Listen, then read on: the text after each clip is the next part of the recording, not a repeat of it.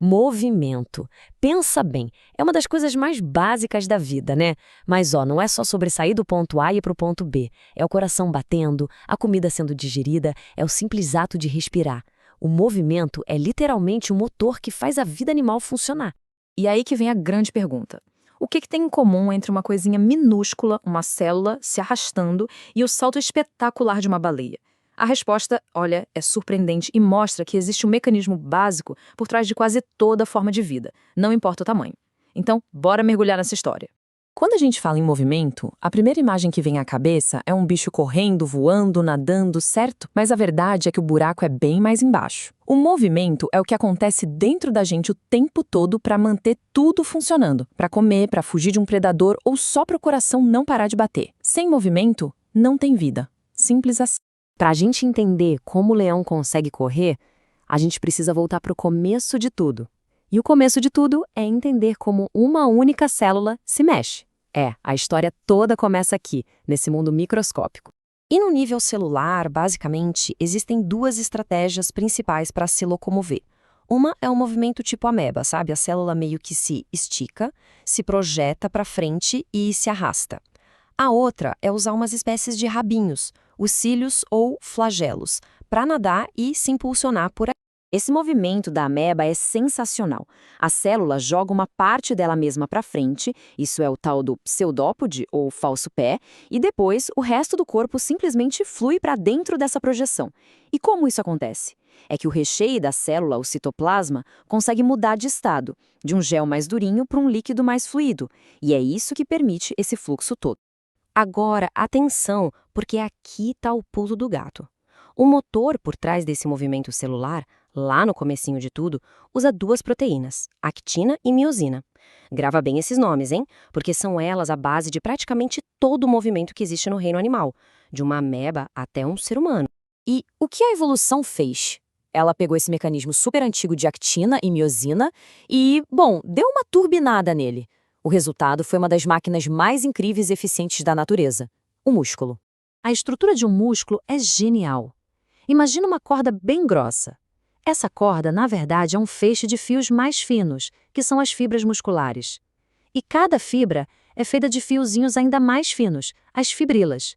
É lá dentro, nessas fibrilas, que a mágica acontece.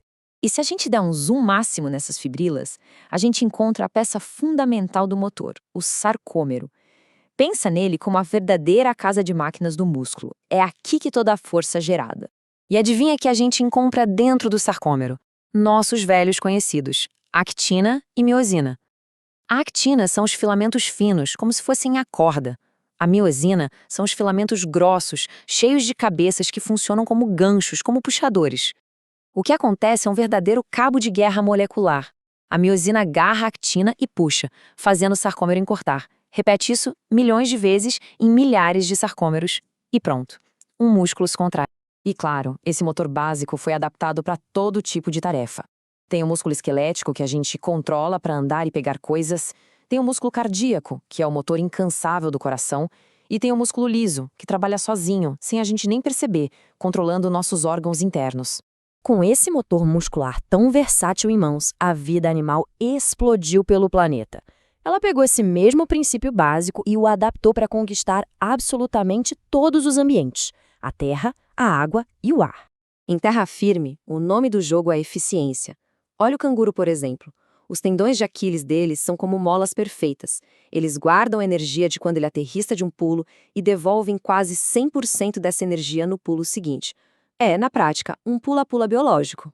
Já na água, o desafio é completamente diferente. A briga não é tanto com a gravidade, mas sim com a flutuabilidade. O segredo é conseguir ficar ali, paradinho na água, sem gastar energia para não afundar nem para subir à tona. E a solução que os peixes encontraram para isso é simplesmente brilhante: a bexiga natatória. É como um balão interno.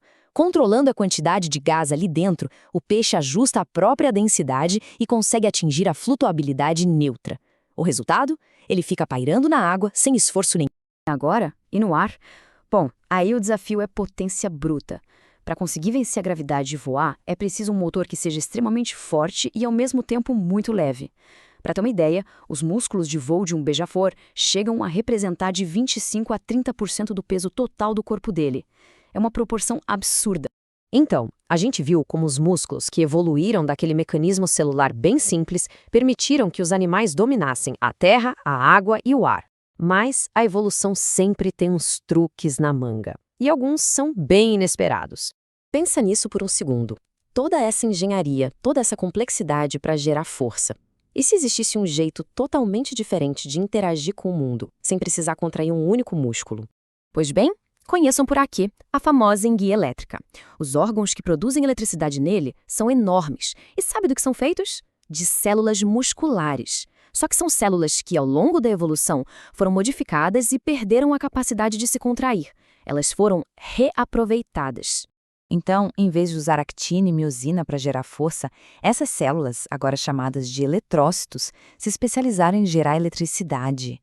Milhares delas são empilhadas uma atrás da outra, iguaizinhas às pilhas de uma bateria, somando a voltagem de cada uma. E o resultado? Uma descarga que pode chegar a incríveis 600 volts, energia suficiente para derrubar um cavalo ou um ser humano. É o mesmo sistema muscular, a mesma base, que a evolução reinventou para uma função completamente nova. E literalmente chocante. Essa jornada que vai de um cabo de guerra entre proteínas dentro de uma célula até um peixe que transformou seus músculos em baterias vivas, mostra o quanto a natureza é engenhosa. E aí fica a pergunta no ar. Que outras soluções fantásticas para o movimento ainda estão por aí escondidas, só esperando para a gente descobrir?